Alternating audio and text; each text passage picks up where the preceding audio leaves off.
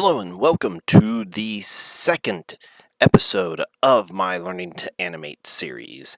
In the last episode, I kind of just went over my first couple of animations. I know, nothing too exciting, and it's not going to get more exciting from there, not yet at least. Because in this episode, I want to go over the setup that I use, or at least currently using, for Tomoha 2D. Now, I tried this in live commentation, and that did not work out so well. So, I'm going to go ahead and do this in post commentation because I had to split videos and it was just a nightmare. Anyways, right here I'm starting a new project, and this animation I'm going to be working on is going to be based off of an animation I did all the way back in middle school, which was my true first and only animation up to this point. Now, because it was in middle school and I had no clue what I was doing, it's not the greatest, and it's going to reflect here. It's not a apples to apples animation because it's been over 10 years since I've even seen that animation. I unfortunately never got to keep it, so I don't remember what it was entirely about. But enough with the animation I'm going to be doing. Starting off here, you can see this is one of the preset ones. When I first started using OpenToonz and did my first animation, I was watching Noble Frugal to do a lot of my tutorials on. And when I transferred over to Tomoha 2D, I've already had kind of a setup in OpenToonz the way I liked it, or at least the way I knew for the time being. And that's why when I moved to Tomoha, I decided to do a new frame and do it like I did in OpenToonz. And to make sure I don't lose that particular setup, I title my little corner box there OpenToonz. And you have to unlock your setup bars in order to be able to do this kind of stuff. Actually, I don't think it stops you from doing this. I don't know what locking your placement stuff actually does, because I've been able to move even afterwards.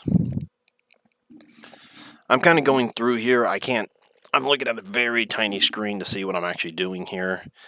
However, I'm going through and I just clicked on viewer. The little red lines is where you can snap your selections onto, and as you can see, this is your camera. This is what you're going to be looking at when you're doing your animation. This is where your animation is going to be taking place.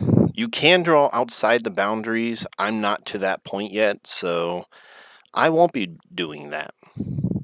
This is a little bit of a pain. As you can see here, I'm going to have trouble finding the snap-on point, and I'm going to kind of get locked out of it for a little while because, as you can see, it disappears for some reason. I don't get it, but yeah, I couldn't make it snap, and it's really hard to pick up, so I decided to skip it for now and go back to it. This is your timeline. This is where you're going to be putting a lot of your frames in, and this is what you're going to be working in most of the time. This thing I'm messing with right now is the color palette. You want to be careful with this. You want to leave it floating on your screen, because if you have Navira, I believe it's called, in your computer, snapping that color palette onto something, for some reason, breaks the whole screen. I don't know what about it does this, but it'll make everything all blurry. I'll show it off in a minute.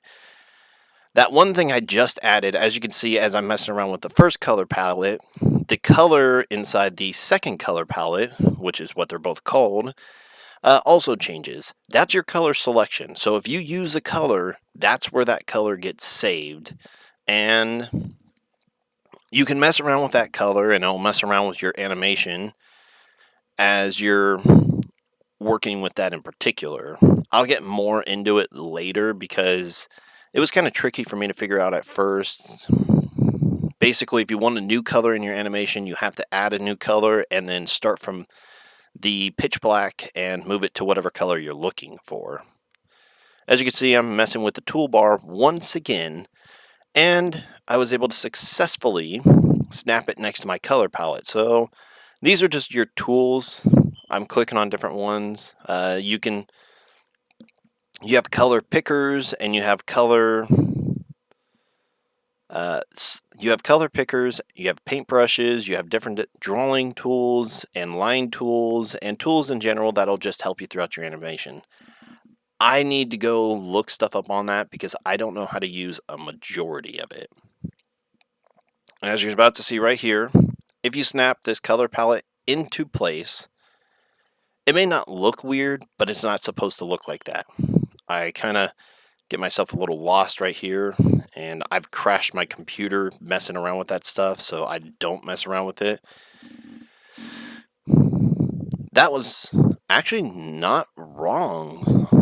I wonder if I could go back and make it work. I don't know. Experiments for later. Now right here, I'm trying to get my tool option bar, but I didn't know. I forgot about it for the time being. So I skipped on to level strips. I kind of messed with my screen a little bit. You can see it turned gray right there. I don't know what that is or what it does. As you can see, I don't really know a lot of things. So I kind of messed around for a bit trying to fix it, deleting things, and then I eventually just figured out switch a frame. If you switch your frame, it'll go back to normal. I put the level select back on there because I know it's important once you know how to use it. It's just that I don't know how to use it for the time being. And right here, you're going to see me kind of get into messing with once I'm done kind of just perfectly aligning everything, I'm going to start getting on to the drawings. This isn't going to be super important for this video. Matter of fact, the drawing that I have here doesn't even stay into the end result, so it's not really that important. The only reason I'm leaving it in here right now is because when I start messing with it, as you can see, it's really skippy, really thin. It doesn't look that great. And that's when I realize, oh yeah, there's a brush thickness. So I go into my tool option bar, find the right thing, and get lucky enough to get it all to work out on the first try. And as you can see there, you have smoothness, you have hardness, and then you have pressure. The pressure will give you a thicker line. As you can see, they don't give you a very thick default brush or pressure, so that's why it looks thin. And then the smoothness will help you do straight lines, even if it does add a little bit of delay into your actual drawing. And then as for the hardness, I don't mess around with it right now because I don't need to, but basically it doesn't leave your drawings full. And what I mean by that is if you go into the paint tool and you draw a circle and put into paint, and you just paint that whole circle, it'll all be just the one color that you selected. If you have a lighter hardness when you select it, it won't be near as that full color. However, that's kind of it for this video. And in